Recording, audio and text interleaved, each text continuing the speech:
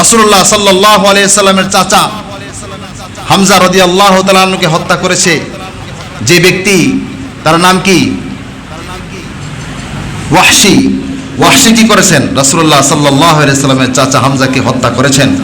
আল্লাহ রাব্বুল আলামিনের পক্ষ থেকে আদেশ আসলো যে হে মুহাম্মদ, তুমি এরকম ভাবে ওয়াহশীর কাছে ইসলামের দাওয়াত নিয়ে যাও, ওয়াহশীর কাছে ইসলামের দাওয়াত নিয়ে যাও। রাসূলুল্লাহ সাল্লাল্লাহু আলাইহি সাল্লাম কিছু সাহাবীদেরকে বললেন যে ওয়াহশীর কাছে দাওয়াত নিয়ে যাও।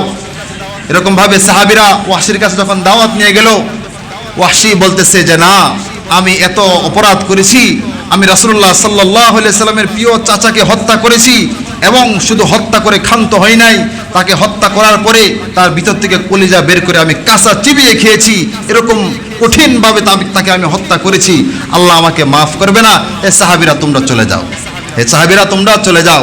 সাহাবীরা ফিরে আসলো। এরপরে আবার আল্লাহ রাব্বুল আলামিনের পক্ষ থেকে আদেশ হলো যে ওয়াহশীর কাছে এরকম ভাবে দাওয়াত পাঠানো হোক। দ্বিতীয়বার দাওয়াত নিয়ে গেল, ওয়াহশী আবার ফিরিয়ে দিল যে না, আমাকে আল্লাহ মাফ করবে না, আমি যে অপরাধ করেছি, যে জুলুম করেছি, আমাকে আল্লাহ মাফ করবে না। তৃতীয়বার আল্লাহ রাব্বুল আলামিন পবিত্র কোরআনুল কারীমের মধ্যে আয়াত নাজিল করে দিয়েন, কুল ইয়া ইবাদিয়াল্লাযীনা আসরাফু আলা আনফুসিহিম, কুল ইয়া ইবাদিয়াল্লাযীনা আসরাফু আলা আনফুসিহিম লা তাকনাতু মির রাহমাতিল্লাহ। তুমি তোমার নফসের উপর যত জুলুম করেছো, যত অত্যাচার করেছো, তুমি বান্দা তুমি নিরাশ হইও না, লা তাকনাতু মির রাহমাতিল্লাহ, আমার রহমত থেকে তুমি কি হইও না, নিরাশ হইও না। এই আয়াতটা যখন নাজিল হলো, তখন রাসূলুল্লাহ সাল্লাল্লাহু আলাইহি ওয়াসাল্লাম সাহাবায়ে কেরামদেরকে বললেন, দেখো ওয়াহশীর জন্য আয়াত নাজিল হয়েছে, যাও তার কাছে দাওয়াত নিয়ে যাও, তার কাছে দাওয়াত নিয়ে যাও। তখন সাহাবায়ে কেরাম রাদিয়াল্লাহু তাআলা আনহু আজমাইন তৃতীয়বার ওয়াহশীর কাছে গেলেন দাওয়াত নিয়ে। ওয়াহশীর কাছে যখন আয়াত নাজিল হলো, ওয়াহশী এই আয়াত শুনে, এই আয়াতের তর্জমা শুনে, ব্যাখ্যা শুনে চোখের পানি ফেলে কান্না করে দিছে। সুবহানাল্লাহ, চোখের পানি ফেলে কান্না করে দিছে। যা আমি কি অত্যাচার না করেছি, কি জুলুম করেছি, কত মুসলমানকে হত্যা করেছি, রাসূলুল্লাহ সাল্লাল্লাহু আলাইহি সাল্লামের চাচাকে নির্মমভাবে হত্যা করেছি। আজকে আল্লাহ রাব্বুল আলামিন কত দয়া, কত মেহেরবান, আমার কাছে দাওয়াত পাঠিয়েছেন এবং আয়াত নাজিল করে দিয়েছেন। তখন ওয়াহশী কি হয়ে গেছে? মুসলমান হয়ে গেছে, কালিমা পড়ে মুসলমান হয়ে গেছে। কি কালিমা পড়েছে? লা ইলাহা ইল্লাল্লাহু মুহাম্মাদুর রাসূলুল্লাহ।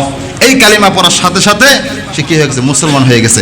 আর এই কালিমা পড়ার আগে সে কি করেছে? কুফরি করেছে, হত্যা করেছে, সব কিছু মাফ। সুবহানাল্লাহ বলেন, সব মাফ হয়ে গেছে, পিছনের সমস্ত গুনাহ সব মাফ হয়ে গেছে। বান্দা, তুমি যদি কুফরি করো, তুমি শিরকি করো, তুমি যতই গুনাহ করো না কেন, ওয়াহশীর মতো ব্যক্তিকে যদি আল্লাহ রাব্বুল আলামিন মাফ করতে পারে, তাহলে তোমাকে আমাকে কেন মাফ করবে না? কথা বলেন ঠিক কিনা? তোমাকে আমাকে কেন মাফ করবে না? তুমি কেন নিরাশ হয়ে যাইতেছো? আল্লাহর রহমত থেকে কেন নিরাশ হয়ে যাইতেছো? তুমি নিরাশ হয়ে না বান্দা। তুমি যতই অপরাধ করো, যতই জুলুম করো, যতই অত্যাচার করো, তুমি শুধু আমার কাছে শুধু মাফ চাইবা। মাফ চাওয়ার সাথে সাথে আমি আল্লাহ তোমার পিছনের সমস্ত গুনাহ খাতাগুলো মাফ করে দিয়েছি। ইন্নাল্লাহা ইয়াগফিরুয যুনুবা জামিআ ইন্নাহু হুয়াল গফুরুর রহিম। এরকম ভাবে মুসা আলাইহিস সালাম এরকম ভাবে দোয়া করতেছে বৃষ্টির জন্য, বৃষ্টি আসতেছে না।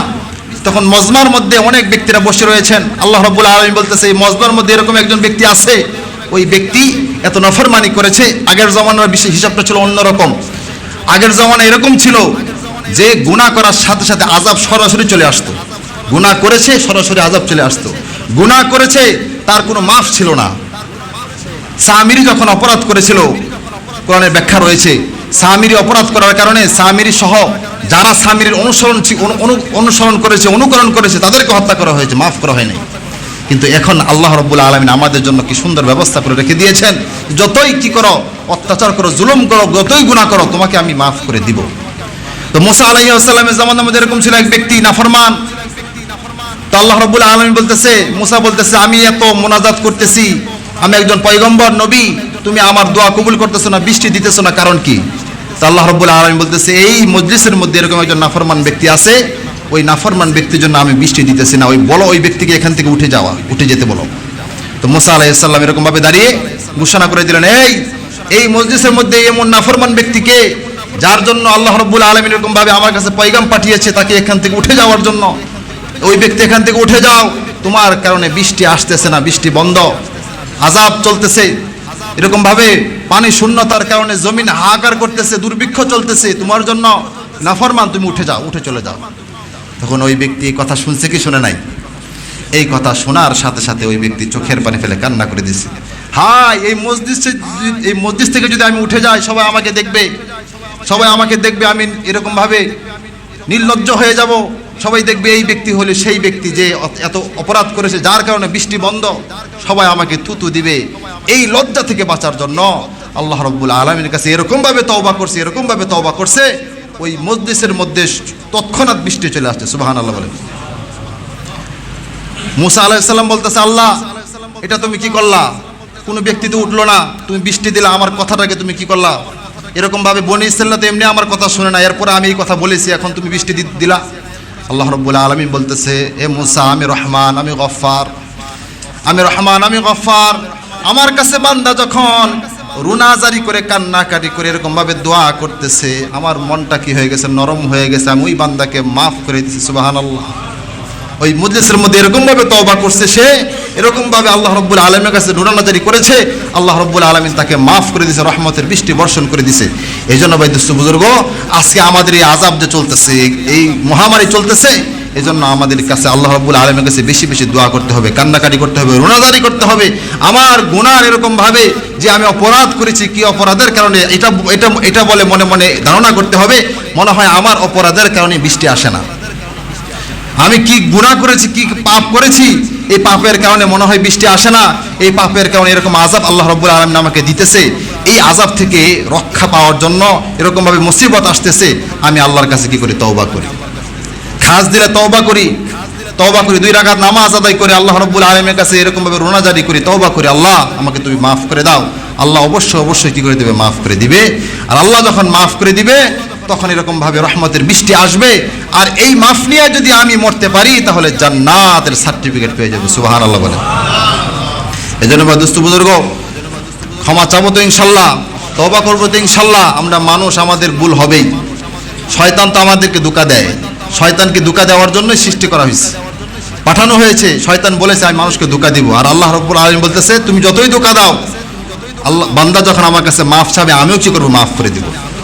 আমিও কি করবো? মাফ করে দেবো। শয়তান ধোঁকা দেবে, আর আপনি কি করবেন? মাফ চাবেন, আল্লাহ কি করবেন? মাফ করে দিবে। এই জন্য ভাই দোস্ত বুজুর্গ, আমরা এই সময়, এই কঠিন একটা অবস্থার মধ্যে আমরা কি করি?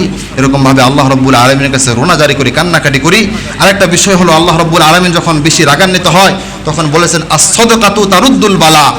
সদকা করার মাধ্যমে বালা মুসিবত থেকে আল্লাহ রাব্বুল আলামিন হেফাজত করে। এই জন্য বেশি বেশি কি করবো? সদকা করব। বেশি বেশি কি করবো? সদকা করব, এবং আল্লাহ রাব্বুল আলামিনের কাছে ক্ষমা চাবো। আর ইবাদতকে ছাড়া যাবে না, নামাজ ছাড়া যাবে না, ইবাদত করতে থাকবো। এরপরে আল্লাহ রাব্বুল আলামিন যে ফয়সালা করে,